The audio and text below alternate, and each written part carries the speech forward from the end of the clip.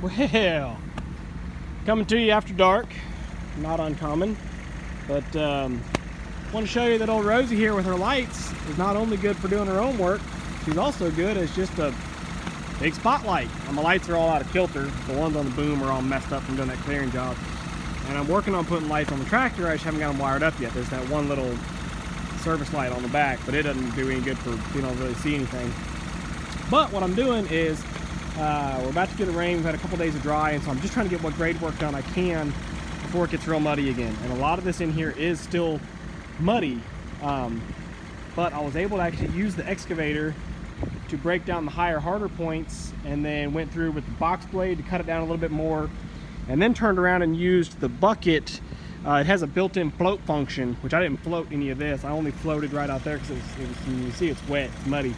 So I tried to float over the stuff that I couldn't effectively box blade. But you know, I don't claim to be a grading expert by any means. I'm just figuring this stuff out as I go. But I'm pretty happy with this. I'm gonna walk through here with I mean, you can see there I cut the bank pretty steep. That's gotta be fixed. But for a first pass with muddy ground after dark, I'm thinking it looks pretty good through here. I'm gonna walk through with a garden rake real quick and just knock off high points like that and try to smooth out what I can. But really what I wanted to accomplish tonight, actually more than anything, was filling in the low spots, because this soil, it's just impermeable enough that if you get a puddle, that puddle holds water. And so you have to get that puddle drained and filled when it's dry, or else you'll never get to dry up, because if you try to throw dry dirt in it, you just get more mud. So I've still got some trim work to do, obviously, around the well, you know, but I'm actually leaving this built up because I want to build a little well house around this. But this over here, I know y'all can't even hardly see it, but this is where I got stuck the first time with the tractor, so it's still really gooey in there. I couldn't even backblade it because I have ruts over there too, so I couldn't pull up over here and then backblade like I wanted to, because it's too many ruts. Oh, that's really blurry. Here, that sucks, so we'll turn towards better light.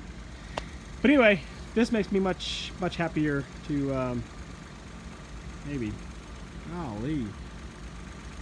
Oh my gosh, it won't focus for nothing. I'm sorry, folks. There we go. This makes me very happy to get all of this in here bladed out. Like I said, I'm gonna grab the little hand seeder now. I'm gonna get the rake, knock off the high points, and get the hand seeder, because this here I seeded with grass a week ago. We've got some grass. Now it's just winter rye, so about April it's gonna get burnt and die back.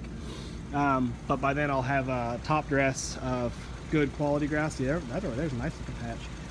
By that point I'll have a good actual native grasses planted in here. You know, some Bermuda and stuff like that that'll withstand the heat. But I just want to get some green on the grass, green on the ground now. I want to get my kids a yard. Anyway, whole point of this video was doing a little grading after dark and showing you that old Rosie. I'm happy to have her home because I was able to use her for spotlights. I'm gonna get this seeded and go to bed.